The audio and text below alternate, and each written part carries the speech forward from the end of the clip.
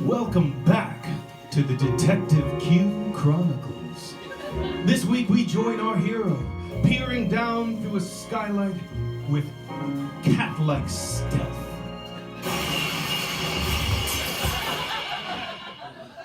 And with the delicacy of a lily, so went my element of surprise. It wasn't easy finding this CPD black site. Made decent sense I wouldn't have an easy go infiltrating it. It was looking to be me against 3 goons. 5 goons. 10 goons. 14. You know, in my experience, anything above 5 is a crapshoot already. Besides, these guys weren't even wearing badges, only the collective understanding that their newest visitor wasn't going to make it out alive.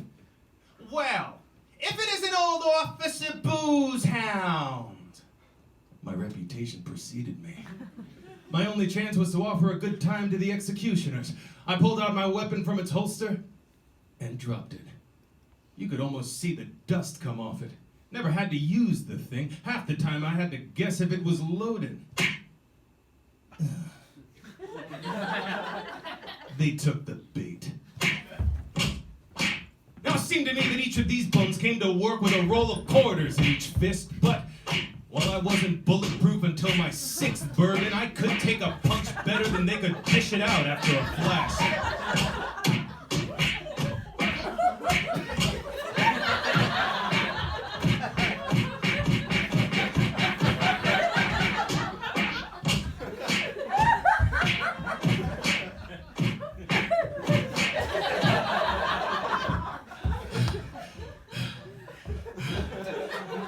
My guess is some people are just more comfortable collecting concussions. On the other side of certain doom, I was kicking a door in. Kicking a door in looks easier on TV. Damn it! Q? What are you doing here? And there stood Felix, all 4 feet 12 inches of innocence, still proud in his blues like a good beat cop that I once shared a squad car with. The place is guarded, Q. You're gonna get yourself killed. I keep trying, just can't seem to get that job done. We gotta get out of here, Q. What? And miss out on the tale of what put you here? Well, maybe after we get past the SWAT team alive? Jesus, you're awful popular, Felix. Move! Bounding up the stairs with strength and alacrity. I thought about how in another life Felix and I were like brothers. Seeing him again was a reminder of what life could have been if I had gotten the girl and the house. If I didn't catch every bottle of booze for almost 10 years. But hell, by the roof I realized we all have our talents and mine didn't lean toward being human. We're out of stairs, Q! What do we do? That's 4 stories, Q! Are you kidding? I look like Seinfeld to you? He just couldn't get the giddy up. Then he heard the grenade clink behind us.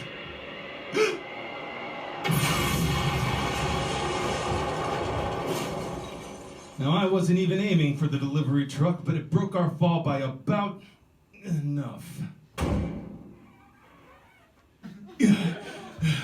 Get in the truck! Well, why, Q? When there's a convertible? I mean, some people, they just have all the luck. Up the shooting to Felix, making me wheelman. Christ, Felix, what did you do? Well, I didn't do anything. Well then, I'll just let them know. This happened to me, Q. A month ago, I followed the case of a cop killer that opened up a conspiracy that goes all the way to the top. McGurkle, Q. It's Mayor McGurkle. Slow down, Q. There ain't running. You have to stop. Stop, Q. I look like a chicken to you. You're running out of road, Q. You're headed straight for the lake. You have to stop. Say what you will about old Officer Boozehound, but he never stops.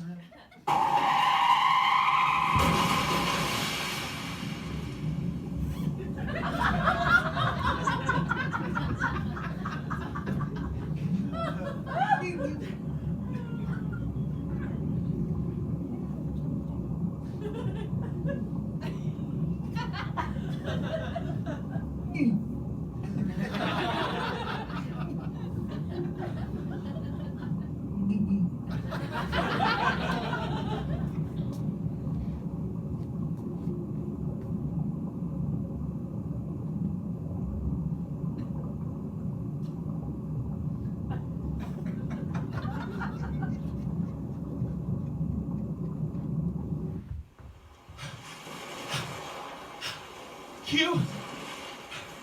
Q, are you alive? Jesus, Q! How'd you know they wouldn't chase us into the water? The lake is cold as hell. They'd have to be crazy to drive into the lake. Q, thank you, really, but I'm gonna have to go after the mayor on my own. And there he was, shining like a hero does. Some dumb hero. No, Felix, you don't. Thanks, Q. Need a hand, buddy?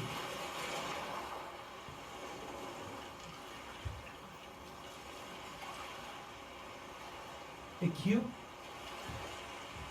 Do you always smell like whiskey? Yeah. Please stay tuned for the stunning conclusion of this week's The Detective Q Chronicles. And now, Rick Marshall.